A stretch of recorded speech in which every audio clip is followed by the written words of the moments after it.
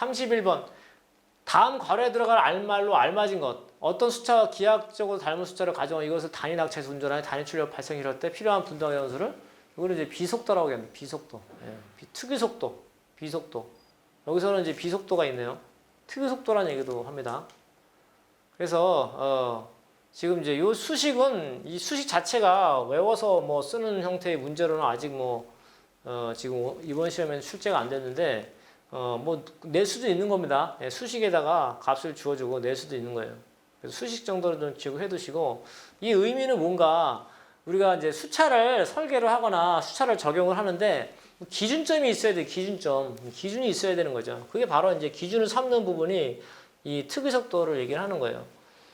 자, 단위 낙차해서 운전하여 단위 출력을 발생시킨다고 하는 거죠. 단위 낙차해서 운전해서 단위 출력이 나온다. 그게 이제 기준이 되는 그 수차가 되는 거예요. 그 수차의 분당 회전수를 이제 특유속도라고 한다. 그런 얘기입니다. 예. 기준을 삼는다. 이제 그런 얘기죠. 그래서 비속도가 크냐, 이거보다는 사실 이제 비속도가 크냐 작으냐의 의미 파악하는 게 더 중요할 수도 있습니다. 그래서 비속도의 크기에 따라서 구분을 하는데 펠톤 숫자가 보통 이제 고낙차에 사용되는 숫자인데 우리나라에는 프란시스 숫자를 다 쓰고 있습니다. 프란시스 숫자가 특성이 제일 좋기 때문에 프란시스 숫자를 쓰는 겁니다. 우리나라 다 대부분 다 프란시스 숫자고 소수력에서는 이제 원통형 같은 거 뭐 사류 숫자 이런 것들 쓰죠. 소수력. 근데 일반 수력이나 양수 발전에서는 다 프란시스 숫자를 씁니다. 그래서 특유속도의 범위가 일단 넓죠. 예, 넓어요. 프란시스 숫자는 넓고 넓다는 얘기는 뭐냐면은 적응성이 뛰어나다는 얘기예요. 효율이 좋다는 얘기죠. 예, 출력이 잘 나온다. 펠톤 숫자는 고낙차에만 사용할 수가 있습니다. 그래서 이 비속도의 의미가 뭔가 결국에는 수차 해선수가 높을수록 발전기 크게 작아지므로 가능한 비속도는 큰 것이 바람직하다. 그러니까 이 비속도의 의미는 뭐냐면은 크다는 것의 의미. 수차의 실제 속도가 높다는 것이 아닙니다. 유수에 대한 런닝의 상대 속도가 높다는 것을 의미한다.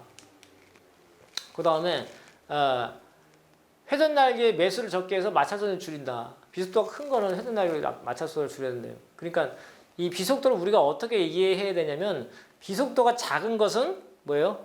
고낙차죠. 그 에너지를 낙차로부터 우리가 얻는 거예요.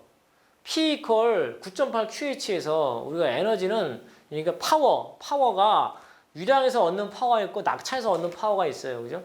그 곱이 바로 이제 출력으로 나타나는 P인데 지금 비속도가 작은 건 낙차에서부터 에너지를 얻는 부분이고 비속도가 작은 건 유량에서 에너지를 얻는 이제 그렇게 이해하시면 가장 이제 여러분들 이해하기가 편하신 부분이고 비속도가 적용 고낙차인 것은 뭐예요? 펠톤 수차죠. 비속도가 작은 것.